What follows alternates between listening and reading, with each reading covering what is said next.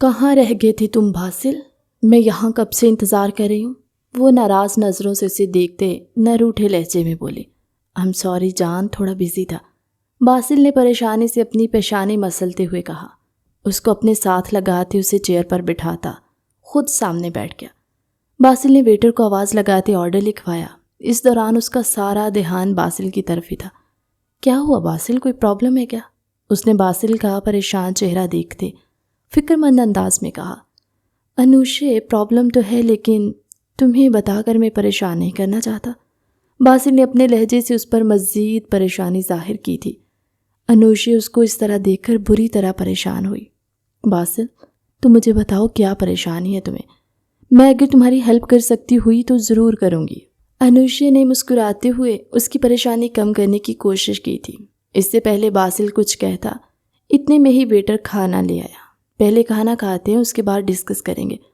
Basil ने भी मुस्कुराकर उसकी तरफ देखते उसको सर्व किया तो अनुषे भी इस बात में सर हिला गई थी। खाने के दौरान बासिल को बार बार किसी की कॉल आ रही थी। वो मोबाइल साइलेंट पर करते साइड पर रख गया। अब बताओ बासिल, क्या प्रॉब्लम है? अनुषे ने खाने के बाद फ्री होते उससे पूछा। मुझे समझ नहीं आ रहा कैसे कहूँ, बासिल हिचकिचाते हुए बोला। कम ऑन बासिल, हम दोनों कुछ भी छुपाने जैसा नहीं है हमारे अंदर।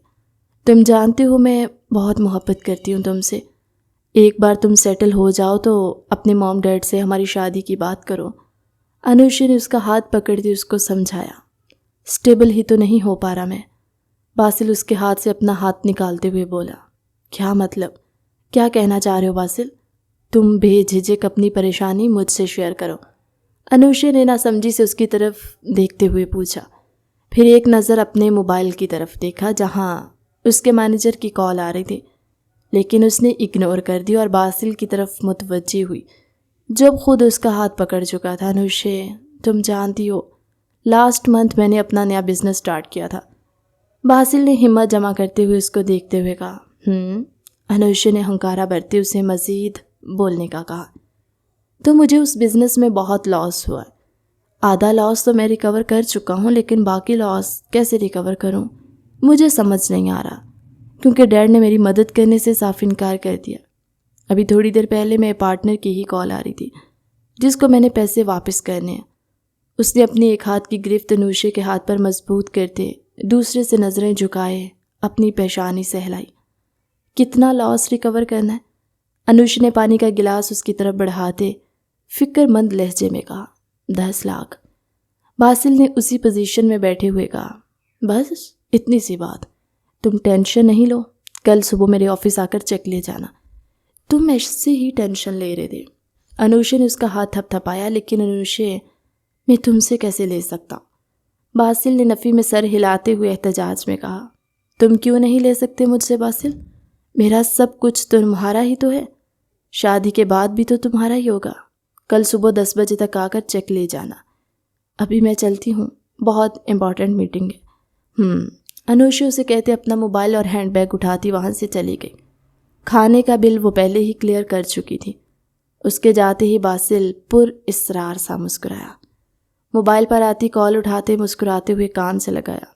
हाँ, पार्टी की तैयारी करो, पैसे कल मिल जाएंगे। वो मुस्कुराता हुआ किसी से बात करता वहाँ से बाहर के जाने पड़ गया। मैम, आपने बुलाया मुझे? वो ऑफिस में इजाज़त मिलने पर दाखिल होता अनुषे के सामने खड़ा था।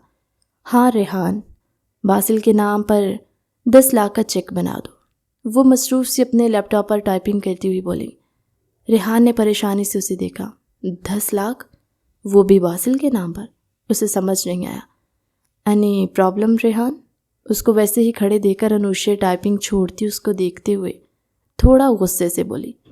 मैम, 10 लाख का चेक, वो भी बासिल के नाम पर? मेरा मतलब है इतनी बड़ी अमाउंट? रेहान ने परेशान होते हुए पूछा। रेहान, मेरे ख्याल से इस कंपनी के मालिक मैं हूँ। मैं कब कहाँ किसको कितने पैसे देती हूँ तुम्हें बताने की मुझे ज़रूरत नहीं है, लेकिन मेरा मैनेजर होने की हैसियत से तुम पर मेरा हुक्माना फ़र्ज़ है। अनुषे ने गुस्से से सुर्ख पड़ते हुए कहा। वो उससे उसी के पैसे का हिसाब मांग रहा था। ये बात अनुषे को बुरी तरह इश्तिआल में मुब्तला कर गई थी। लेकिन मैम, रेहान ने कुछ कहना चाहा था। बस जो मैंने कहा है वो हो जाना चाहिए। अनुषा ने हाथ उठाते हुए उसे मज़ीद कुछ भी कहने से रोका। Okay ma'am. रेहान ने लब भींचते हुए इस बात में सर हिलाया। चेक अभी बनाओ, मैं साइन करके जाऊंगी। 10 बजे मीटिंग है मेरी। फिज़ा मेरे साथ होगी। ये चेक बासिल को तुम ही दोगे। अनुषा ने दांत पीस कर कहा। अब तो उसको ये काम यहाँ अभी ही करके जाना था। वो आज 8 बजे से ऑफिस आई हुई थी। 10 बजे एक बहुत बड़े प्रोजेक्ट की मीटिंग के लिए उसे जाना था, जिसमें उसकी असिस्टेंट फ़िज़ा ने उसके साथ जाना था। उसकी हर मीटिंग में उसके 2 गार्ड फ़िज़ा और रेहान उसके साथ होते, जबकि इस बार वो सिर्फ बासिल को चेक देने के लिए रेहान को यहाँ छोड़कर जा रही थी कि वो खुद तो यहाँ नहीं होगी, और अगर रेहान भी ना हुआ, फ़िज़ा भी ना हुई, तो बासिल किसी एम्प्लॉय से चेक लेते अपनी इंसल्ट फील ना करे। लेकिन मैम, मैं आपके साथ मीटिंग में जाने वाला था। रेहान ने मुठियाँ बेंचते अपने गुस्से पर काबू पाते हुए अपनी आवाज़ को काफ़ी हद तक नॉर्मल रखने की कोशिश करते हुए कहा था। रेहान, मुझे बहाने नहीं सुनने, जो मैंने कह दिया वही होगा। अनुषा गुस्से से लैपटॉप बंद करती हुई घर आई। लैपटॉप बंद होने की आवाज़ पूरे कमरे में गूंजी थी। मैंने और फ़िज़ा ने हाफ प्रेजेंटेशन तैयार की है, इसलिए हम दोनों ही इस मीटिंग को मिस नहीं कर सकते। रेहान ने परेशानी से कहा। उसने तो फ़िज़ा की मदद के लिए इससे कहा था कि वो आधी प्रेजेंटेशन तैयार कर ले, लेकिन अब उसे लग रहा था कि उसने बहुत अच्छा किया था। लेकिन मैंने तुम दोनों को कंप्लीट प्रेजेंटेशन प्रिपेयर करने का बोला था। अनुषा का गुस्से से बुरा हाल हुआ। रेहान खामोश नज़रों से उसे देखता रहा, जो टेबल पर झुकी गहरी सांस ले रही थी। वो अपनी पॉकेट से उसकी चेक बुक निकाल कर चेक उसके सामने कर गया। वो दोनों ही उसकी कंपनी के बहुत अहम वर्कर्स थे। उनको एक दिन की भी छुट्टी लेने की इजाज़त नहीं थी, और ना ही वो करते थे। रेहान के अपने काम को लेकर सिंसियरिटी देखते अनुषा ने उस पर मज़ीद बर्डन डाल दिया, जिसको रेहान बाखुशी कबूल करते अपनी सैलरी से बढ़कर काम अंजाम देता। ओके फाइन, ये चेक इशफाक साहब को दे दो और तुम दोनों चलो मेरे साथ। चेक पर साइन करके उसको पकड़ाते वो फाड़ खाने वाले अंदाज में बोलती बाहर की तरफ बढ़ गई। ये मीटिंग बहुत अहम थी, इसको कैंसिल करती तो उसको करोड़ों का नुकसान होता, इसलिए उन दोनों को साथ ले जाना ही उसने बेहतर समझा। उसके जाने के बाद रेहान ने एक नज़र चेक की तरफ देखा। दिल किया फाड़ कर फेंक दे, पर फिर उसको ही मज़ीद सुनने को मिलती। वो भी नफ़ी में सर हिलाता ऑफिस से बाहर निकल आया। चेक इशफाक साहब के पास रखवाते वो बाहर की तरफ बढ़ गया था। मैम, क्या मुझे अंदर आने की इजाज़त है? उसने शौखी भरे लहजे में कहा। बासिल। अनुषा ने उसकी आवाज़ सुनते फाइल टेबल पर रखी तो बासिल अंदर दाखिल हुआ। जी हाँ मैं। बासिल उसके करीब जाता उसकी कमर पर अपनी गिरफ्त जमाए अपने सीने से लगा गया। बासिल, इतने दिन से कहाँ थे? एक फ़ोन कॉल तक नहीं की। अनुषा ने अपना चेहरा पीछे करते उसके कंधों पर हाथ रखते हुए पूछा। उस दिन जब वो मीटिंग से वापस आई तो इशफाक साहब से उसे पता चला कि बासिल चेक लेकर जा चुका। उसके बाद वो पूरा हफ्ता गायब रहा था। अनुषा ने उसे कॉल्स और मैसेजेस भी किए थे, लेकिन उसका नंबर बंद था। जान, तुम्हें पता तो है, अभी तो बस लॉस रिकवर हुआ, लेकिन अब मुझे नया इन्वेस्टर भी तो चाहिए, जिसको ढूंढने के लिए मैंने दिन रात एक किए, लेकिन अभी तक कोई इन्वेस्टर भी मेरी कंपनी में इन्वेस्ट करने को तैयार नहीं हुआ। बासिल ने उसके बाल कान के पीछे अड़ेसते हुए उसकी आंखों में देखा। अनुषा उसके देखने पर शर्माती हुई नजरें झुका गई। बासिल, तुम्हें क्या ज़रूरत है इन्वेस्टर की? तुम सब छोड़ो, यहीं ऑफिस में जॉब कर लो। तुम्हारे लिए अलग ऑफिस बनवा देती हूँ ना। अनुषा ने अपनी गाल पर रखे उसके हाथ पर हाथ रखते हुए कहा। नहीं बेबी, तुम बस मेरी इन्वेस्टर बन जाओ, बाकी मैं देख लूँगा। बासिल ने उसके दोनों गाल सहलाते हुए कहा तो अनुषा ने नज़रें झुकाए असबात में सर हिलाया। बासिल ने खुद पर से जब्त खोते उसकी कमर पर गिरफ्त मजबूत करते उसको अपने सीने में बेंचते उसका सर ऊंचा किया। वो उसके लबों पर झुकने लगा। अनुषा खामोशी से उसके कंधों पर हाथ रखे खड़ी थी, लेकिन इससे पहले बासिल कुछ करता ऑफिस के दरवाजे पर दस्तक हुई। अनुषा एक झटके से उससे अलग होती पीछे अपनी जगह पर बैठती। बाहर मौजूद शख्स को अंदर आने की इजाज़त दे गई। बासिल का चेहरा गुस्से से लाल हुआ था। वो अपने बालों में हाथ फेरता अनुषा के टेबल के दूसरी तरफ रखी चेयर में से एक पर बैठ गया। बाहर से रेहान अंदर दाखिल हुआ, जिसके हाथ में एक फ़ाइल थी। वो अनुषा से इस फाइल को डिस्कस करने के लिए आया था, क्योंकि जो डील उन्हें मिली थी उस डील में उन्हें एक बहुत बड़े प्रोजेक्ट पर काम करना था, जिसके लिए अनुषा ने अलग से एक टीम रेहान के अंडर की थी। वो खुद इस प्रोजेक्ट को हैंडल कर रही थी, लेकिन रेहान उसके साथ सब देख रहा था। ओके अनुशे, मैं चलता हूँ, कल ऑफिशियल पेपर्स के साथ आऊँगा, फिर तुम रीड करके साइन कर देना और अपने वर्कर्स को भी बता देना कि तुम मेरे साथ इन्वेस्ट कर रही हो और मेरी कंपनी में पार्टनर के तौर पर काम करोगी। बासिल खड़े होते रेहान को देखता एक एक लफ्ज़ चबा कर बोला था, लेकिन उसने अपना लहजा नॉर्मल रखा। वो अनुशे के सामने कोई तमाशा नहीं करना चाहता था, लेकिन उसके मैनेजर को उसकी औकात देखना बासिल ने ज़रूरी समझा। उसने वो सब कहा ही इसलिए था ताकि वो रेहान को सुना सके। उसकी बात सुनते रेहान की आंखें उसकी बात सुनते मज़ीद सुर्ख पड़ी थी। ये वही जानता था कि उसने किस तरह से ख़ुद पर ज़ब्त किया हुआ है। बासिल चला गया तो अनुशे उसकी तरफ मुतवज्जे हुई। रेहान, क्या डिस्कस करना है? अनुशे ने संजीदगी से पूछा। मैम, आप बासिल के साथ इन्वेस्टमेंट क्यों कर रही हैं? रेहान थोड़ा गुस्से से बोला। एक्सक्यूज़ मी, अब तुम मुझे बताओगे मुझे किसके साथ इन्वेस्टमेंट करनी है? अनुशे ने पेन मेज़ पर पटकते हुए उसको घूरा। मैम, आप उससे दूर रहा करें, वो एक अच्छा आदमी नहीं है। रेहान ने उसकी बात सुनने की जगह उसको अपनी ही बताई। व्हाट? तुम मेरे पर्सनल्स में इंटरफेयर करने वाले होती कौन हो? अनुशे खड़ी होती हुई चिल्लाई। रेहान की बात पर उसका दिमाग घूम गया था। मैं सच कह रहा हूँ। रेहान ने सुर्ख आंखों से उसे देखा। हाउ डेयर यू, मैं अभी के अभी तुम्हें फायर कर सकती हूँ। अनुशे ने उसके सामने आते हुए गुस्से से चीखते हुए कहा। आप नहीं कर सकती। रेहान ने सर झुकाकर उसकी आंखों में देखा। उसको खुद में बींचने का दिल किया था, पर वो अपनी हदूद अच्छी तरह से जानता था। मैं कर सकती हूँ। अनुशे 2 कदम मज़ीद उसके करीब हुई, इतनी कि दोनों को एक दूसरे के सांस लेने की आवाज़ बखूबी सुन रही थी। आप नहीं कर सकती, क्योंकि मेरा कॉन्ट्रैक्ट हुआ था आपके साथ, आपके फादर के साथ, जब वो हयात थे, कि मैं अगले 15 साल तक इसी कंपनी में काम करूँगा, और अगर कोई भी मुझे इस कंपनी से फायर करेगा तो ये कंपनी खुद ब खुद मेरे नाम हो जाएगी। आप चाहें तो अपने वकील से पूछ सकती हैं। नदीम अंकल ने मेरे सामने ही पेपर्स अपने वकील को हैंड ओवर किए थे। रेहान बेनियाजी से बोलता उसको देखने लगा। अनुशे उसे बेइंतहा गुस्से से घूर रही थी। जाओ यहाँ से रेहान।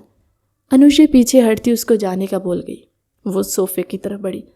वो जानती थी उसके डैड ने अपनी जान बचाने के बदले में रेहान को ये वसीयत की थी, लेकिन उसे नहीं मालूम था कि रेहान भी ये सब जानता होगा। वो तो ये बात बिल्कुल भूल ही गई थी, लेकिन आज रेहान ने उसके सामने ये बात करते उसे याद दिला दिया था। अगर वो उसको फायर करती, ये कंपनी उसके नाम हो जाती, जिसका मतलब था वो इस कंपनी का 50% मालिक बन जाता। हर काम के लिए उसके साइन की ज़रूरत लाजमी पड़ती, क्योंकि 50% शेयर्स पहले ही अनुशे के नाम थे और बाकी 50% नदीम साहब के नाम। वो अपनी ही सोच में घुम आगे बढ़ी थी जब टेबल से उसका पाँव टकराया। उसकी चीख पे साख्ता थी। मैम, आप ठीक है? रेहान जो टेबल से अपनी फाइल उठाकर जाने लगा, उसकी चीख सुनते बेसाख्ता ही उसकी तरफ बढ़ा। Just go. वो अपने सोफे पर बैठती हुई बोली। उसके पाँव का अंगूठा बहुत बुरी तरह ज़ख्मी हुआ था। नाखून टूट गया जहाँ से खून बह रहा था। दर्द से आंखें बंद हो रही थी। वो बंद आंखों के साथ सोफे पर बैठी। उसकी हिम्मत नहीं हो रही थी अपनी चोट पर मरहम रखने। वो खून से बहुत ज़्यादा डरती। वो पहले ऐसी नहीं थी, लेकिन जब उसने अपने बाप का खून अपने हाथों पर देखा था, वो खून से डरने लगी थी। उसकी बंद आंखों से आंसू बह रहे थे। जब उसको अपने पैर से हील निकलती हुई महसूस हुई, वो हड़बड़ा कर अपने आंसू साफ करती सीधी हुई। जब रेहान फर्स्ट एड बॉक्स खोलकर एक साइड पर रखता, उसका पैर अपने घुटने पर रख गया। अनुशे खामोश रही। उसे लग रहा था कि वो चला गया, लेकिन वो नहीं गया, और वो जानती थी वो कभी उसे तकलीफ़ में छोड़कर नहीं जा सकता था। इस वक्त वो उसे उसकी ज़रूरत थी। वो सोफ़े की बैग पर सर रखती अपनी आंखें मूंद गई। दर्द हद से बढ़ रहा था। रेहान ने खून साफ करते वहाँ से पट लगाया तो उसकी सिसकी निकली, जिसको उसने अपने लब को चलते हुए बामुश्किल काबू किया था। रेहान जो उसका एक एक तासुर देख रहा था, वो उसको लब को चलते देखकर उसकी आंखें सुर्ख पड़ी थी। वो आगे बढ़कर उसको खुद अपने हाथों से रोकना चाहता था, पर यह मुमकिन नहीं था। वो अपनी नज़रें चुराते हुए वापस अपना काम करने लगा। उसके अंगूठे पर पट्टी बांधते उसने नरमी से अनुशे का पाँव ज़मीन पर रखते उसकी हील वापस पहनाई थी। खुद वो बॉक्स उसके टेबल के ड्रॉर में रखता। वो साइड पर बने वॉशरूम से हाथ धोता बाहर निकल गया। अनुशे वैसे ही बैठी थी जब उसका फ़ोन रिंग हुआ। उठाकर देखा तो बासिल की कॉल थी। उसकी कॉल देखते वो अपना सब दर्द पल में भूल गई। वो बासिल के साथ बात करने लगी जो उससे कल वाली इन्वेस्टमेंट के मुतालिक बात करते उसे रात को अपने घर बुला रहा था, लेकिन अनुशे ने उसे इनकार कर दिया। वो अपने प्रोजेक्ट में बिजी थी इसलिए नहीं आ सकती। बासिल के ला कहने के बावजूद भी वो नहीं मानी थी। वो अपने काम से फ्री होता घर जा रहा था जब उसके दोस्त अरसलान की कॉल आई। वो उसको एक एड्रेस भेज कर वहाँ बुला रहा था। वो भी बहुत दिनों बाद उससे मुलाकात का सोचते उसके भेजे गए एड्रेस पर पहुँच गया। वो एक क्लब था। तुम नहीं सुधरोगे अरसलान। उसके पास जाकर बैठता वो नफ़ी में सर हिलाते हुए बोला, सुधरने के चांसेस तभी होते हैं माय डियर जब कोई सुधारने वाली आ जाए, और जब तक वो नहीं आ जाते एंजॉय करो। अरसलान आंख मारते हुए कहता टेबल से सॉफ्ट ड्रिंक उठाकर उसको पकड़ाते खुद भी पीने लगा। रेहान ने गिलास लबों से लगाया था जब उसकी नज़र डांस फ्लोर पर पड़ी जहां बासिल एक नाजेबा लिबास पहने डांस करती लड़की के साथ डांस कर रहा था। रेहान ने नफ़ी में सर हिलाते अपने दिमाग से काम लेते मोबाइल निकालते उसकी वीडियो बनाई थी। रेहान अरसलान के पुकारने पर उसकी बात सुनने लगा। जब वो वापस डांस फ्लोर की तरफ मुतवज्जे हुआ तो वो दोनों वहाँ पर नहीं थे। रेहान ने इर्द गिर्द नज़रें घुमाई तो बासिल उस लड़की की कमर में हाथ डालते उसको लिए वहाँ से सीढ़ियों की तरफ बढ़ रहा था जहाँ मुख्तलिफ कमरे बने थे। उसे ये समझने में वक्त नहीं लगा था कि वो वहाँ क्या करने जा रहा है। अब तो उसको अनुशे से दूर रखना बहुत ज़रूरी था। कहाँ देख रहे हो, कोई पसंद आ गई है क्या? अरसलान ने उसके कंधे से कंधा टच करते हुए कहा तो रेहान ने घूर कर उसे देखा। चलो यहाँ से, ये हमारे मुताबिक की जगह नहीं है, मैं दोबारा तुम्हें यहाँ ना देखूँ। रेहान उसे बाजू से पकड़कर खड़ा करता अपने साथ लिए बाहर क्लब से निकल आया। बासिल अगले दिन ही आकर कॉन्ट्रैक्ट पेपर साइन करवा कर चला गया। उसके बाद वो लोग अपने प्रोजेक्ट में बुरी तरह मसरूफ़ हुए थे। ना ही तो अनुशे बासिल से मिल पाई और ना ही रेहान को अनुशे को बासिल की सच्चाई बताने का मौका मिला। आज उनका प्रोजेक्ट मुकम्मल हो गया था जिससे अनुशे की कंपनी को बहुत ज़्यादा फ़ायदा हुआ। उसने शहर के एक बहुत बड़े रेस्टोरेंट में पार्टी ऑर्गेनाइज़ करवाई थी अपने सारे स्टाफ के लिए, जिसमें उसने बासिल को भी इनवाइट किया था जो आज कुछ ज़्यादा ही हवाओं में उड़ा था क्योंकि वो अनुशे के पार्टनर होने की हैसियत से उस पार्टी में शामिल हुआ था। पार्टी अपने अरूज पर थी। हर तरफ अनुशे और बासिल की ही चर्चे हो रहे थे जिन्होंने आज ट्यूनिंग की हुई थी। दोनों ने ही ब्लैक ड्रेस पहन रखे थे। अनुशे ने ब्लैक कलर के पाँव को छूती मैक्सी पहन रखी थी, बालों का जूड़ा बनाए जिस पर बिखरी कुछ लटें उसकी मखमली चेहरे को छूती उसे मज़ीद खूबसूरत बना रही थी। वो बासिल के बाजू में हाथ डाले सबसे मिल रही थी। सब लोग ही उन्हें आइडियल कपल का खिताब दे रहे थे जिसे वो दोनों बखुशी कबूल भी कर रहे थे, सिवाय एक रेहान के जो आज खुद भी ब्लैक थ्री पीस में था। लेकिन सब लोगों के मुंह से उनके लिए आइडियल कपल जैसा लफ्ज़ सुनते उसके अंदर गोया आग भड़क रही थी। उसने आज तहैया किया था कि वो अनुशे को बासिल की हकीकत बता कर ही रहेगा। वो कोने में एक टेबल पर बैठा अनुशे और बासिल को अनुशे की कामयाबी का केक काटते हुए देख रहा था। अनुशे ने स्टेज पर आते ही अपनी पूरी टीम की तारीफ़ की थी। उसने रेहान को इर्द गिर्द ढूंढा भी था लेकिन जब वो कहीं नज़र नहीं आया तो वो वापस मुतवज्जे हो गई। वैसे भी बासिल उसके साथ था, उसे किसी से भी कोई फ़र्क नहीं पड़ रहा था। अनुशे तुम ये ड्रिंक लो ना। बासिल ने उसकी तरफ कोल्ड ड्रिंक का ग्लास बढ़ाया। नहीं, तुम जानते हो बासिल मैं ड्रिंक नहीं करती। अनुशे ने नफ़ी में सर हिलाते हुए मना किया। उसके पास उसके 2-3 कुलीग्स खड़े थे जिनसे वो कुछ डिस्कस कर रही थी। आई नो मेरी जान, तुम ड्रिंक नहीं करती, ये सॉफ्ट ड्रिंक है, तुम पी सकती हो, हैव दिस। बासिल उसका हाथ पकड़कर कहता गिलास उसके लबों से लगा गया। अनुशे को मजबूरन वो ड्रिंक पीनी पड़ी थी। उसके नाना करते भी बासिल ने उसको आधा गिलास पिला दिया। ड्रिंक पीते ही अनुशे का सर हल्का हल्का सा भारी होने लगा। वो खुद पर काबू पाए अपने कोलीग से बातें करने लगी। क्या हुआ अनुशे, तुम ठीक हो? बासिल ने फिक्रमंद लहजे में पूछा। थोड़ी ही देर बाद जब उसकी कोलीग्स चली गई तो अनुशे पीछे पलटने लगी ताकि चेयर पर बैठ सके। उसे अपनी तबीयत ठीक नहीं लग रही थी लेकिन इससे पहले ही उसको एक चक्कर सा आया। वो घिरने लगी कि बासिल ने उसे थाम लिया। नहीं बासिल, मेरी तबीयत ठीक नहीं है। अनुशे ने नफ़ी में सर हिलाते उसके सीने पर सर रखा। अच्छा चलो मैं तुम्हें रेस्ट रूम तक ले जाता हूँ, तुम थोड़ी देर वहाँ रेस्ट कर लो, ठीक हो जाओगे। बासिल उसके सर पर हाथ रखता उसके सर हिलाने पर अपने साथ लिए एक कॉर्नर में बने रास्ते की तरफ चल दिया, जिससे थोड़ा आगे जाते ही रेस्ट रूम था। उसने अनुषे को बेड पर लटाया, जो हल्की हल्की गनूदगी में जा रही थी।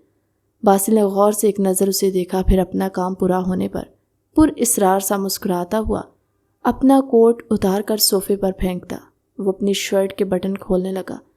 दरवाज़ा वो पहले ही लॉक कर चुका था। उसने एक हवस ज़दा नज़र अनुषे के सरापे पर डाली और बेड पर उसके मुकाबिल लेटता उसके चेहरे पर अपनी उंगलियां फेरने लगा। अनुषे उसके लम्स पर किस्मसाती हुई सरनफी में हिला रही थी, लेकिन उसमें इतनी हिम्मत नहीं थी कि वो मज़ाहमत कर पाती। बासिल ने झुकते हुए उसके गाल पर लब रखे, फिर गर्दन पर वो सीधा होता उसका चेहरा देखने लगा। वो उसके होंठों पर झुका था, लेकिन इससे पहले वो अपने मन की मुराद पूरी करता कमरे का दरवाज़ा धड़ाधड़ बजने लगा। बासिल कुछ पल के लिए बौखला गया। यहाँ के एक वेटर को ही अपने साथ मिलाते उसे पैसे देकर उसने अनुषे के ड्रिंक में नशावर गोलियां मिलाई थी और उसी से ही उसने रेस्ट रूम के पास रहने का कहा था ताकि कोई उसे डिस्टर्ब ना कर सके। अब वो वेटर इतना पागल तो था नहीं कि उसका दरवाज़ा बजाता। उसका मतलब यही था कि कोई गड़बड़ है। बासिल जल्दी से उठता हुआ अपनी शर्ट पहनने लगा। वो अपनी शर्ट के बटन बंद कर रहा था जब दरवाज़ा एक झटके से खुला।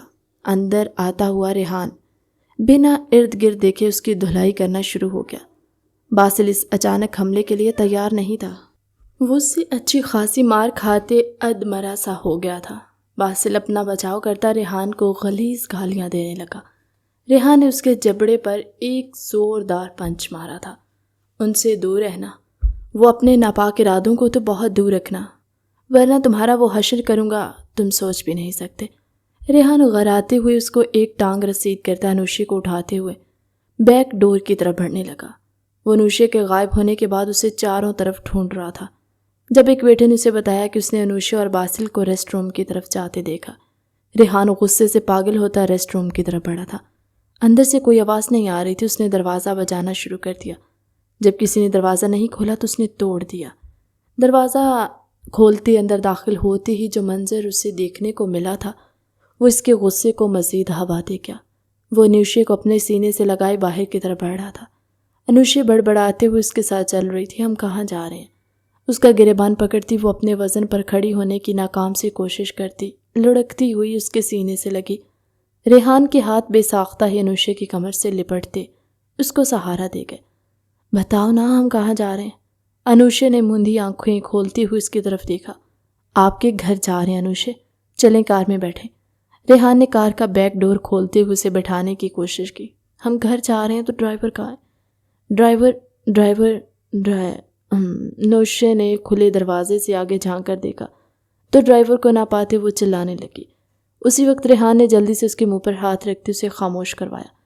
पार्किंग में इस वक्त कोई नहीं था, लेकिन अगर उसकी ऊंची आवाज़ सुनकर कोई भी उस तरफ आ जाता तो अनुषे पर स्कैंडल बन सकता था। उसे अपनी परवाह नहीं थी, लेकिन अनुषे के लिए कोई बात नुकसानदेह साबित हो ये वो नहीं चाहता था।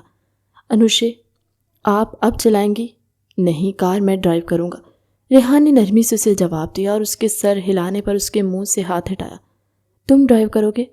अनुषे ने आंखें छोटी करके उसे घूरते हुए स्लीव रिब झटकते सरगोशी की, फिर पीछे हटते उसका चेहरा देखते उसका जवाब जानना चाहा। उसने अभी तक रेहान का गिरेबान पकड़ा हुआ था। रेहान के दोनों हाथ अब उसकी कमर से लिपटे थे। उसका इस खूबसूरत अदा पर रेहान का दिल बेसाख्ता धड़का था। जी। रेहान ने उसकी आंखों में देखते सर को खम दिया। फिर मुझे पीछे बैठने को कहो। क्या कह रहे हो? मैं तुम्हारे साथ आगे बैठूंगी। अनुषे ने गुस्से से उसके गिरेबान को झटका देते अपने हील खुले दरवाजे पर रसीद की। दरवाज़ा ज़ोरदार आवाज़ के साथ बंद हो गया। ओके, आप आगे बैठ जाएं। रेहान मान गया। उस वक्त वो बस उसे जल्द अज जल्द यहाँ से ले जाना चाहता था। उसने दरवाज़ा खोलते हुए अनुषे को अंदर बिठाया और ख़ुद ड्राइविंग सीट पर बैठ गया। सारा रास्ता अनुषे ने उसे परेशान किया था। कभी कोई सवाल पूछ रही थी, कभी कोई। स्टीयरिंग पर अपने दोनों हाथ रखते वो खुद ड्राइव करने की कोशिश कर रही थी। रास्ते में 2 बार हैंड ब्रेक लगाते उसने कार रोक दी। वो रेहान को मुसलसल जिद कर रही थी, लेकिन रेहान माथे पर एक शिकन लाए बगैर उसकी सब ऊट पटांग हरकतों को सह रहा था। आधे घंटे का रास्ता उन्होंने 1.5 घंटे में पूरा किया था। मेंशन पहुंचते ही अब वो कार से निकलने को तैयार नहीं थी कि मुझे गाड़ी चलानी है, जहाँ से ज़बरदस्ती उसको बाहर निकाल दे रेहान उसे लाउंज में लाया। आप इन्हें इनके कमरे में छोड़ आए, रेहान ने सामने खड़ी अनूशे की मुलाजमा से कहा। वो इस बात में सर हिलाती अनूशे की तरफ बढ़ी जो रेहान के कंधे पर झूल रही थी। नहीं, मैं उसके साथ नहीं जाऊंगी। मुलाजमा को अपनी तरफ बढ़ते देख अनूशे जल्दी से रेहान के पीछे छुपी। मुलाजमा ने उसे हैरानी से देखा कि उसकी मैडम को पता नहीं क्या हो गया था। अनूशे जाएं, वो आपको आपके रूम में ले जाएंगे। रेहान ने बाजू से पकड़ते उसे सामने किया। मैंने कहा ना मैं नहीं जाऊंगी। रेहान की आंखों में देखकर कहती वो उसके सीने पर सर रखती उसकी कमर पर गिरफ्त बना गई। अनूशे। रेहान मुलाजमा के सामने उसकी हरकत पर खजल सा होता उसे खुद से अलग करने लगा। मैं नहीं जाऊंगी। अनूशे उसके सीने में सर दिए ही बोली। उसके होंठ रेहान के सीने से टच हुए तो रेहान ने जब्त से आंखें मींची। वो बामुश्किल अपने जज्बात पर काबू पाए हुए था। उसकी गवाह उसकी सुर्ख आंखें थी। आप जाए, मैं ले जाता हूँ। रेहान बेबस सा मुलाजमा को वहाँ से भेज कर। रेहान नदीम साहब के होते उनके घर में आता जाता रहता था, इसलिए उसे अनूशे के कमरे का मालूम था। चलें अब, अनूशे को खुद से पीछे करते हुए बोला। नहीं जाना। अनूशे ने बच्चों की तरह नफ़ी में सर हिलाया।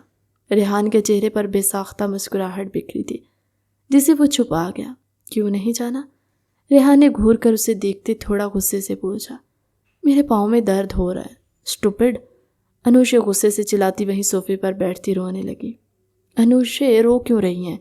पाँव इधर करें, मैं हील निकाल देता हूँ, फिर दर्द नहीं करेंगे। रेहान उसके सामने पंजों के बल बैठता हुआ बोला। तो अनूशे ने झट से अपनी मैक्सी थोड़ी ऊपर करते अपने पाँव उसके सामने किए। रेहान ने उसकी हील निकाली और उसका हाथ पकड़ता उसे खड़ा करके। अब चलें?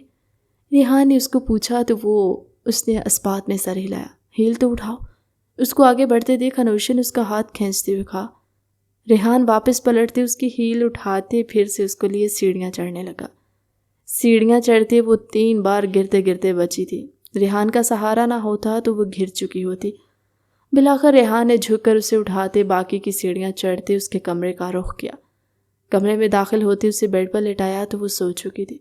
उस पर कंफर्टर दुरुस्त करते वो नफ़ी में सर हिलाता बाहर निकल आया। यह लड़की उसे पागल करने वाली थी। एक दिन नीचे आया तो सामने ही वो मुलाजमा खड़ी। उसको उसने अनूशे के कमरे में भेज दिया कि रात को अगर अनूशे को उसकी ज़रूरत हुई तो रेहान ने उसे अच्छे से तनबीह करते हुए अनूशे का ख्याल रखने का कहा था। वो भी इस बात में सर हिलाती चली गई। रेहान ने भी अपने घर का रुख किया जो अनूशे के घर से 20 मिनट के फासले पर था। सुबह उठी तो उसका सिर बहुत भारी हो रहा था। उसको कुछ नहीं याद था कि कल क्या हुआ। उसने मुलाजमा से कहकर स्ट्रॉन्ग कॉफ़ी का कप बनवा कर पिया। सर को कुछ फ़र्क पड़ा था। वो नहाकर फ्रेश होती वापस आती अपने ऑफिस की तैयारी करने लगी। तैयारी करते उसने रोज़ की तरह अपने मॉम डैड की तस्वीर साइड टेबल से उठाकर देखी। उसकी मॉम तो उसके बचपन में ही वफ़ात पा गई थी। उसके डैड ने उसे माँ बाप बनकर पाला था। एक दिन उनकी जान को ख़तरा था लेकिन वो अपनी मीटिंग अटेंड करने गए थे और वापसी पर उन पर बहुत बुरा हमला हुआ जहाँ से रेहान ने उन्हें बचाया था। रेहान से मिलने के बाद उसका शुक्रिया अदा करने के बाद उन्हें पता चला था कि उसका कोई नहीं है, वो बेरोज़गार है। उन्होंने रेहान को काम पर रख लिया। उसकी ईमानदारी और काम के लिए उसकी वफ़ादारी देखते नदीम साहब ने बहुत जल्द उसको मैनेजर का ओहदा सौंप दिया था। जाने कैसे उन्हें खुद पर मंडलाते ख़तरे का इल्म हो गया था कि उन्होंने अनूशे के 21 साल का होने तक अपनी जायदाद उसके नाम नहीं की। वसीयत की थी। उन्होंने कहा था कि अगर वो 21 साल की होने से पहले गायब हुई तो सारी जायदाद ट्रस्ट को चली जाएगी। उन्होंने अपना बिजनेस रेहान को हैंड ओवर कर दी। कंपनी की वो वसीयत भी बनवाई थी जो रेहान के लिए थी। उन्होंने ये सब अनूशे को भी बताया था। वो बचपन से ही नदीम साहब के साथ अपने स्कूल के बाद ऑफिस आ जाती, इसलिए वो छोटी उम्र में ही बिज़नेस को समझने लगी थी। उसके 18 साल का होते ही नदीम साहब उसको मीटिंग्स में भी भेजने लगे। लेकिन 1 साल बाद ही उसकी 19वीं सालगिरह पर नदीम साहब पर एक बार फिर हमला हुआ। उस वक्त अनूशे भी उनके साथ ही। उनको गोलियां लगी थी। उन्होंने अनूशे के हाथों में ही दम तोड़ा था। तब से अनूशे खून से खौफज़दा रहने लगी, लेकिन उसके डैड ने उसे मजबूत बनाया था। उसको सब हालात से लड़ना सिखाया था। अनूशे ने उनके बाद उनके बिज़नेस को बहुत टाइम दिया। इस बीच ही उसकी मुलाकात बासिल से हुई जिससे वो मोहब्बत करने लगी। 6 माह पहले उसकी 21वीं सालगिरह थी जब वकील ने उसकी सारी प्रॉपर्टी उसे हैंड ओवर की और जब से उसके पास प्रॉपर्टी के पेपर्स आए थे बासिल का रवैया उसके साथ मज़ीद अच्छा हो गया था। उसे यही लगता था कि बासिल उससे बेहद मोहब्बत करता है। वो भी बुरी तरह उसके प्यार में डूबी हुई थी, इसलिए ही तो वो रेहान पर चिल्ला चुकी थी। लेकिन रेहान ने उसकी किसी बात पर अमल किया था या नहीं, ये वो नहीं जानती थी। वो ऑफिस पहुंची तो आज रेहान नहीं आया था। वो हैरान हुई कि रेहान ने पहले कभी छुट्टी नहीं की थी, फिर आज क्यों नहीं आया। पर उसने इतना गौर नहीं किया। तभी बासिल आ गया। उसने बासिल को देखते पहला सवाल ये किया कि उसे चोट कैसे लगी। तब बासिल ने कहा कि कल उसके कुछ लोगों के साथ लड़ाई हो गई थी। उसके बाद अनुषा ने उसके लिए अच्छा सा नाश्ता मंगवाया। उसको नाश्ता करवाते उसने खुद पेन किलर्स उसे दी। बासिल वहाँ उससे मिलने आया था और ये पता करने कि उसे कल का कुछ याद है या नहीं। लेकिन उससे मिलते हुए बासिल ने शुक्र अदा किया कि उसे कुछ भी याद नहीं है। बासिल उसको अपने साथ लंच पर ले आया था। बासिल के साथ एक भरपूर दिन गुजारते वो फ्रेश सी वापस गई। अगला एक हफ्ता फिर से एक नए प्रोजेक्ट में चला गया।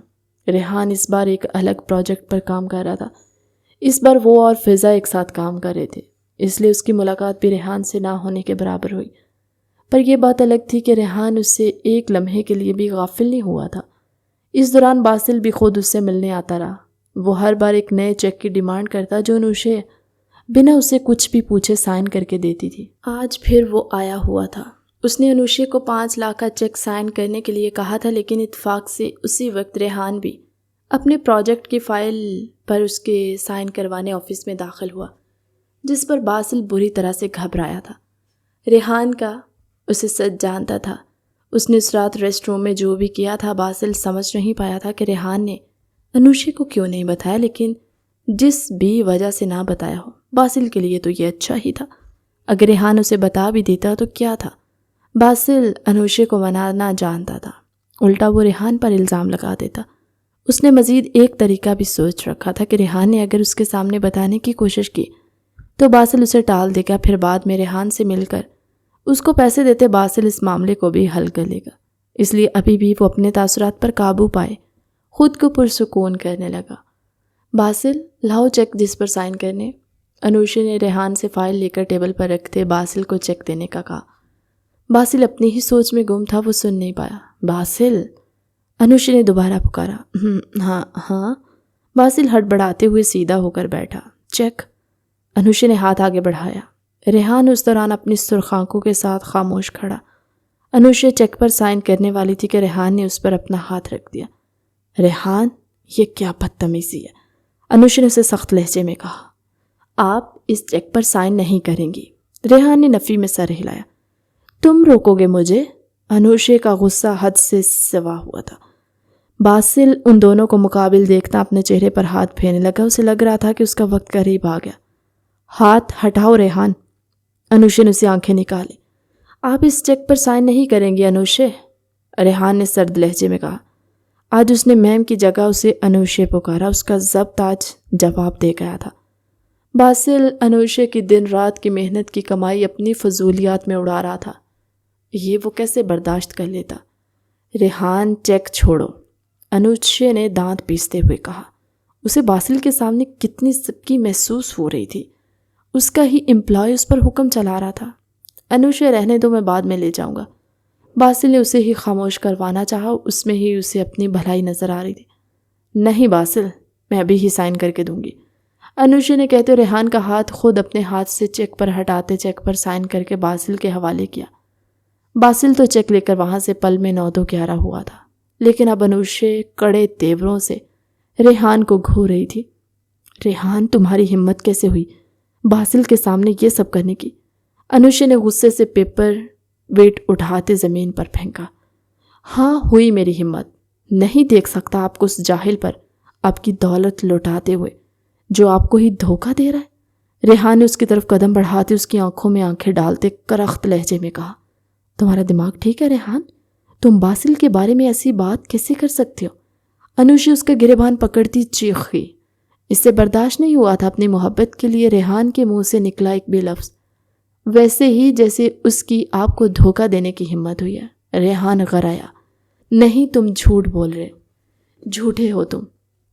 अनुषा नफ़ी में सर हिलाती उसका गिरेबान झंझोड़ते हुए बोली। नहीं हूँ मैं झूठा, ये देखे। रेहान ने अपना मोबाइल निकालते बासिल की क्लब में बनाई गई वीडियो उसके सामने की। आज हर हद पार हो चुकी थी।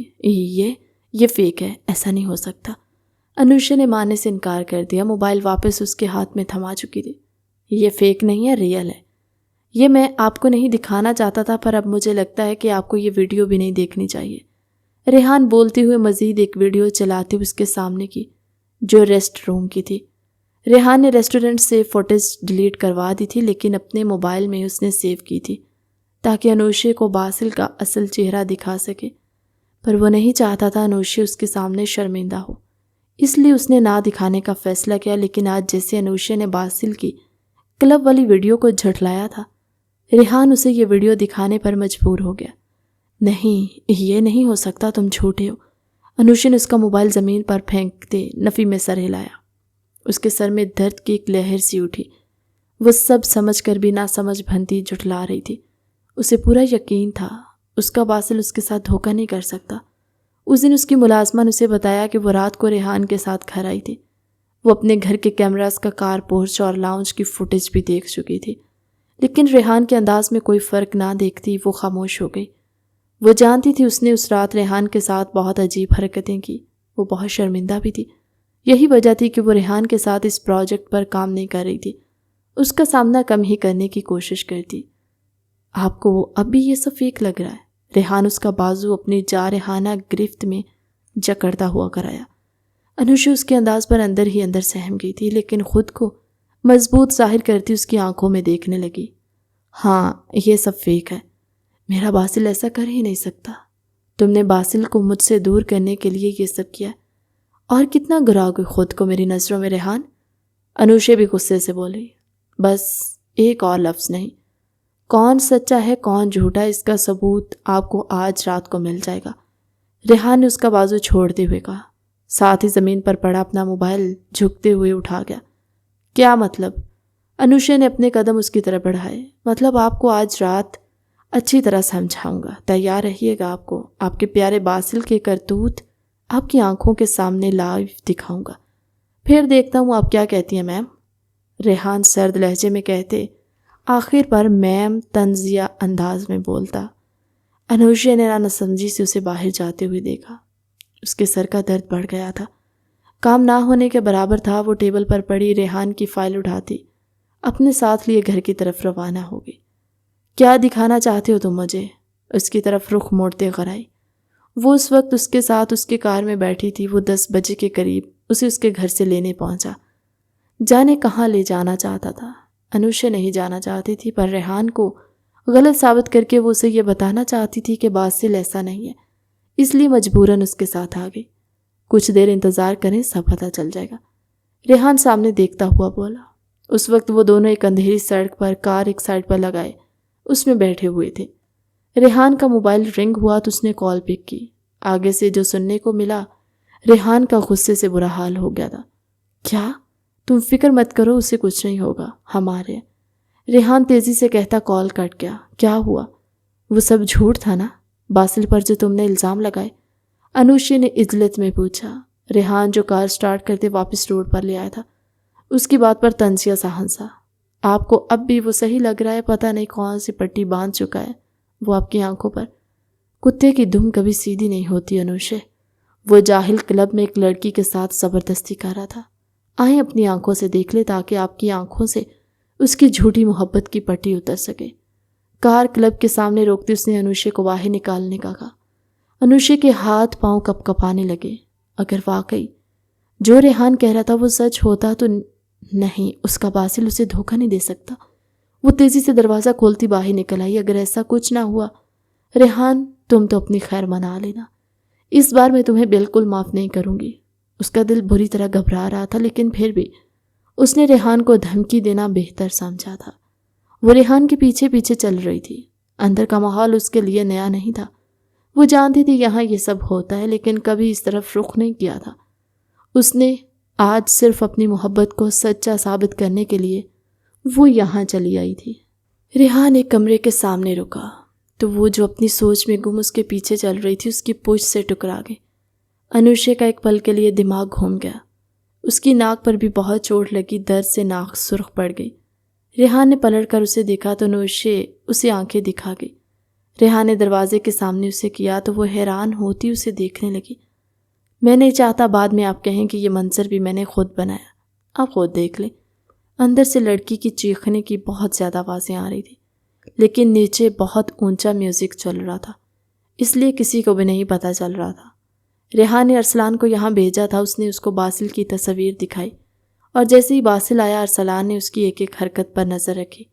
कुछ ही देर में एक लड़की बासिल के पास आई तो वो मुस्कुराकर उससे मिलता उसे लिए कमरे की तरफ बढ़ने लगा, लेकिन उस लड़की को ये सब ठीक नहीं लगा तो वो चिल्लाने लगी। तब तक बासिल उसे कमरे में ले जा चुका था। अरसलान उसी वक्त कॉल करते रेहान को बता गया। छोड़ो प्लीज़, मत करो। अनुशे ने दरवाज़ा खोला तो वो लड़की बुरी तरह रोती खुद पर झुके बासिल को पीछे हटाने की कोशिश कर रही थी। बासिल शायद बेफिक्र था, इसलिए ही दरवाज़ा उसने खुला छोड़ रखा था। सामने ही बासिल को बिना शर्ट के उस लड़की के ऊपर झुके देख अनुशे के कदम लड़खड़ाए थे। तभी उस लड़की की नज़र अनुशे पर चली गई। प्लीज़ मुझे बचा लो, उस लड़की ने अनुशे की तरफ देखते मिन्नत की, जो सुन सी खड़ी थी, जबकि बासिल तो उस लड़की में मगन कि उसे उनके आने का भी पता न चला। रेहान ने मज़ीद बर्दाश्त ना हुआ तो वो बासिल को गर्दन से दबोचते पीछे फेंक चुका और उस पर झपट पड़ा था। बासिल उसको गलीज़ गालियाँ दे रहा था, लेकिन रेहान आज अपना सारा गुस्सा उस पर अच्छी तरह उतारा था। वो लड़की रोती हुई अपना चेहरा दुपट्टे में खुद को लपेट गई। अनुशे के चेहरे पर पत्थर की सी सख्ती थी। वो चलती उस लड़की के पास गई तो वो भागती उसके सीने से लगी। उसने मुझे धोखे से यहाँ बुलवाया। ये पिछले 1 हफ्ते से मुझे अपनी मोहब्बत के जाल में फंसा रहा था। आज मैं इस पर यकीन करके यहाँ आई तो इसने मुझ पर अपनी हवस लुटानी चाहे। वो लड़की अनुशे के सीने से लगी हिचकियों से रोती उसे बताते हुए आखिर में चीख पड़ी थी। अनुशे खामोश थी, वो कुछ बोल नहीं रही थी, ना ही उस चीख चीख कर रोती लड़की को खामोश करवाने की कोशिश की। वो अपने साथ लड़की को लेते नीचे की तरफ बढ़ गई। रेहान भी मरते हुए बासिल को वहीं छोड़ते उनके पीछे आया। उस लड़की को अपने काबिले एतमाद गार्ड्स के साथ उसने उसके घर भिजवा दिया था। उसके गार्ड्स उससे कुछ फासले पर हमा वक्त उसके साथ ही होते थे। वो जब बाहर आया तो अनुशे उसकी कार के पास खड़ी थी। अनुशे, वो ड्राइविंग सीट पर बैठता उसकी तरफ मुतवज्जे हुए जो कार में बैठती दरवाज़ा बंद कर रही थी। रेहान ने उसे खामोश रहने पर कार स्टार्ट की। मुझसे निकाह करोगे? कुछ देर बाद कार की खामोशी फिजा में अनुशे की पथरीली आवाज़ गूंजी। रेहान ने बेसाख्ता कार को ब्रेक लगाई। क्या कह रही हैं आप? रेहान पूरी तरह उसकी तरफ मुतवज्जे होते हुए बोला। वही जो तुमने सुना। अनुशे ने भी उसकी तरफ देखा। लेकिन मैं कैसे? रेहान हिचकिचाया। ठीक है, मत करो। वो कार का दरवाज़ा खोलती बाहर निकल आई। रोड पर तेज़ तेज़ चलने लगी। रेहान जो अभी तक उसकी बात ही नहीं संभला था, उसको यूं जाते देख वो खुद भी बाहर निकलता कार को लॉक लगाते उसके पीछे भागा। अनुशे, मेरी बात तो सुने, रेहान ने उसके पीछे भागते हुए कहा। अनुशे ने तेज़ी से अपने आंसू साफ किए।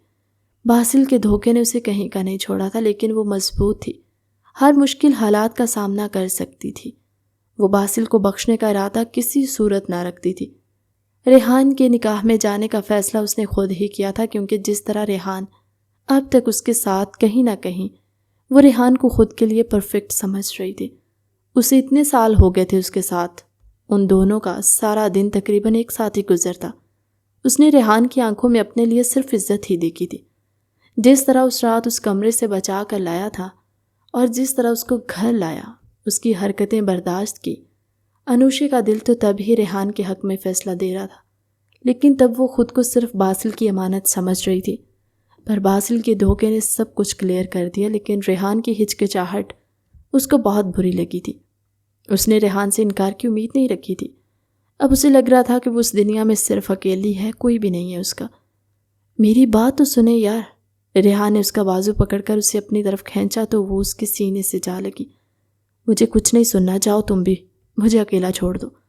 वो अपना बाजू छुड़वाने की कोशिश करती गुस्से से बोली। नहीं छोड़ूंगा, कभी नहीं छोड़ूंगा। रेहान ने उसकी आंखों में देखते कहा, गोया उसे यकीन दिलाना चाहता हो। और यहाँ अनुशे की बस हो गई थी। वो उसके सीने से लगती हिचकियों के साथ रोने लगी। आखिर कब तक मजबूत बनती? वो नहीं बनना चाहती थी इतनी मजबूत। उसे भी सहारा चाहिए था जो आज रेहान की सूरत में मिल रहा था। आपको परेशान होने की ज़रूरत नहीं है, मैं बासिल को अरेस्ट करवाऊंगा, रेहान ने नरम लहजे में कहा। वो उसके गिर्द हिसार नहीं बांध पाया था, अभी वो नामहरम थी उसके लिए। नहीं, उसकी ज़रूरत नहीं पड़ेगी, उसका अंजाम मैं सोच चुकी हूँ। तुम बताओ, निकाह करोगे या नहीं? उसने इस बार दो टोक अंदाज में पूछा था, ऐसे जैसे उसने इनकार किया तो यहीं उसका कत्ल कर देगी। रेहान ने इस बात में सर हिलाया। चलो फिर। अनुषा ने उसका हाथ पकड़ते हुए कार की तरफ खींचा। रेहान ने उसके साथ चलते अरसलान को मैसेज किया था। वो दोनों रेहान के घर पहुंचे तो अरसलान वहां पहले ही काजी साहब और गवाहन के साथ मौजूद था। थोड़ी ही देर में वो उसके निकाह में आ चुकी थी और अब उसके ही घर में उसी के मुताबिक वो अब रेहान की बीवी है। सो यही उसका घर था। रेहान की तो जैसे दिल की मुराद भर आई थी। वो कमरे में दाखिल हुआ तो अनुषा इर्द गिर्द घूमते हुए उसका कमरा देख रही थी। रेहान ने उसकी कमर में हाथ डालते उसको खींचा तो वो उसके सीने से जा लगी। अनुषा के दिल की धड़कन तेज हुई थी। वो पीछे हटने की कोशिश कर रही थी, लेकिन रेहान उसकी गर्दन पर झुका अपना लम्स छोड़ रहा था। रेहान, अनुषा ने कांपते लहजे में उसे पुकारा। जी, रेहान ने मसरूफ़ अंदाज में कहा। रेहान, पीछे हटो, मुझे सोना है। भूलो मत, अगर तुम सुबह ऑफिस टाइम पर नहीं पहुंचे तो तुम्हारी बॉस बहुत बुरी सज़ा देती है। अनुषा उसको पीछे हटाने की कोशिश करती लरजते लहजे में बोली। रेहान का दिल किया उसकी पतली होती हालत पर कहकहा लगाए, लेकिन फिर कहकहा लगाकर खुद ही फंस जाता, इसलिए उसने खामोश रहना ही बेहतर समझा। उसकी गर्दन से सर उठाते वो अनुषा को उठाए बेड पर लेटाते उसके होंठों पर झुका था। कुछ देर बाद पीछे हटता वो उसके बराबर लेट था, उसका सर अपने सीने पर रख चुका। वो समझ सकता था उसकी हालत। वो बासिल को अच्छी सज़ा देने का इरादा रखता था। अब पता नहीं अनुषा ने उसके लिए क्या सोच रखा था। सुबह वो दोनों तैयार होते ऑफिस पहुंचे। अनुषा ने रेहान से कहा था कि वो अपना ग्रैंड वलीमा करते ही सब लोगों को बताएंगे कि शादी कर चुके, इससे पहले नहीं, जिस पर रेहान भी मान चुका था। इसलिए आते ही वो भी अपने काम में लग गया। अनुषा ने अपने वकील को बुलाया था। वो काफ़ी देर तक उसके पास बैठा रहा। वो वापस चला गया। उसके बाद वो दोनों सारा दिन अपने काम में मसरूफ़ रहे। वापसी पर दोनों साथ ही गए। अगले दिन खबरों में बासिल के बारे में बताया जा रहा था कि अनुषा नदीम ने उस पर 20 करोड़ चोरी करने का मुकदमा किया है। साथ में उसने बासिल के वालिद की भी तमाम कंपनी में अपनी शेयर्स बेच डाले थे, जिससे उनको बहुत नुकसान हुआ। बासिल जेल पहुंच चुका था और उसके वालिद साहब ये सब ना करती, लेकिन उससे उनका भी पता चला कि वो बहुत गलत आदमी है। नेज़ वो लोग रोड पर आ चुके थे। अनुषा ने एक काम बहुत अच्छा किया कि बासिल जब भी चेक लेकर जाता था उसने फाइल में उस काम का रिकॉर्ड रखने के लिए बासिल को कहा था कि वो पेपर्स पर साइन करके वहाँ अपना काम लिख कर जाया करे। बासिल ने हर बार जितने भी पैसे लिए उसने कंपनी का काम लिख कर लिए थे, लेकिन जो काम फाइल में लिखे हुए थे उनमें से एक काम भी प्रॉपर तरीके से नहीं किया गया। कुछ तो किए ही नहीं गए थे। उससे अनुषा को उसे जेल तक पहुंचाने में बहुत मदद हासिल हुई। रेहान बासिल का हाल देखते बहुत खुश था। अनुषा अपने ऑफिस में बैठी थी। उसने रिमोट से ग्लास वॉल के पर्दे हटाए जहाँ से ऑफिस के बाहर का सारा मंजर नजर आ रहा था। एक मंजर पर उसकी नजरें ठहर सी गई। उसने आंखें छोटी छोटी करते घूरते हुए उसकी तरफ देखा जहाँ रेहान खड़ा था। उसके करीब ही फिजा थी। दोनों हंसते हुए कोई बात कर रहे थे। रेहान को खुद पर नज़रों की तपश महसूस हुई तो उसने नज़रें सामने पड़ी जहाँ अनुषा उसे खा जाने वाली नज़रों से घो रही थी। वो गड़बड़ाया। अनुषा ने उसकी तरफ देखते टेबल पर रखे माइक का बटन ऑन किया। Everyone get back to your work. पूरे ऑफिस में उसकी आवाज़ गूंजी थी। सारा स्टाफ अलर्ट होता अपने काम की तरफ मुतवज्जे हो गया। फिजा भी चली गई। रेहान भी मुस्कुराहट दबाता अपने कैबिन की तरफ बढ़ गया। अनुषा का गुस्से से बुरा हाल था। रेहान की हिम्मत कैसे हुई किसी से ऐसे हंसकर बात करने की। वो खुद पर हैरान थी कि वो इतनी जेलस क्यों हो रही है। हालांकि जब वो बासिल के साथ थी वो कभी इस तरह जेलस नहीं होती थी। हालांकि उस दिन उसको क्लब के कमरे में देखकर भी उसके दिल में कोई एहसास नहीं जागा था, लेकिन रेहान की फिजा से हंसकर बात करने पर ही वो बुरी तरह जेलस हो चुकी थी। वो लोग तो पहले भी ऐसे बात करते थे, लेकिन तब अनुषा ने शायद कभी गौर नहीं किया था। अब रिश्ता बदल चुका था। वो इसका महरम था। शायद निकाह का ही असर था कि उसके दिल में रेहान की मोहब्बत जागी थी। उसने उस दिन घर जाते ही रेहान की अच्छे से क्लास ली, जिसके बदले में रेहान की शोख जिसारतों ने उसे पछताने पर मजबूर कर दिया था। उस रात ही अनूशा ने उसी इतवार का वलीमा फाइनल कर दिया था। देखते ही देखते इतवार भी आ पहुंचा। उन दोनों का वलीमा उरूज पर था। कुछ लोग बातें बना रहे थे तो कुछ उनकी जोड़ी को सराह रहे थे और कुछ हसदो जलन का शिकार थे, लेकिन उन दोनों को ही परवाह नहीं थी। रेहान ने अनूशा के साथ अपनी सारी कमाई इन्वेस्ट करते कंपनी के 50% शेयर्स खरीद लिए थे। वो अब उस कंपनी का 50% मालिक बन चुका था। दोनों पार्टनर्स बन गए थे। ये भी उन्होंने आज ही अनाउंस किया था। वलीमा अपने इख्तिताम को पहुंचा तो अनूशा और रेहान घर वापस आए। रेहान ने अनूशा से कहा था कि वो बहुत जल्द बहुत बड़ा और अच्छा घर बनवा लेगा, जिस पर अनूशा खामोश रही थी। रेहान उसको कमरे में छोड़ते बाहर गया था क्योंकि अरसलान और उसके 2 मज़ीद दोस्त अभी उससे मिलने के लिए आए हुए थे। अनूशा बेड पर घूंघट निकाल कर बैठती उसका इंतज़ार करने लगी। वो चाहती थी रेहान के तमाम हकूक़ अदा करे। वो कमरे में दाखिल हुआ तो सामने ही उसे इंतज़ार करते पाया। रेहान को खुशगवार हैरत हुई। अगर आप मुझे ये बात कार में ही बता देती तो आपको इतना इंतज़ार नहीं करना पड़ता। रेहान उसके सामने बैठता हुआ बोला। अनूशा ने सर झुकाया। उसकी अमल पर रेहान का कहकहा गूंजा।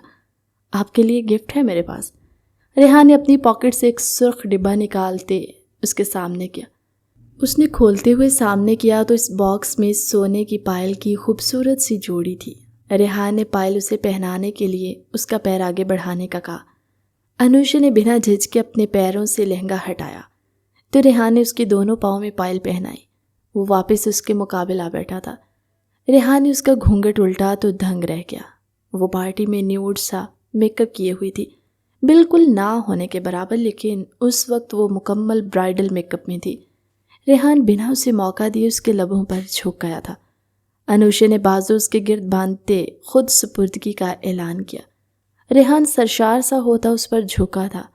बाहर अचानक ज़ोरों शोर से बारिश शुरू हुई थी और अंदर रेहान उस पर बरसता उसे अपनी मोहब्बत की बारिश में भिगो रहा था, जिसमें भीगते वो खुद को खुशकिस्मत तस्वुर कर रही थी। कहानी कैसी लगी कमेंट सेक्शन में अपनी कीमती राय का इजहार ज़रूर कीजिएगा। मिलते हैं एक नई कहानी के साथ हमारी अगली वीडियो में। तब तक के लिए अल्लाह हाफिज़।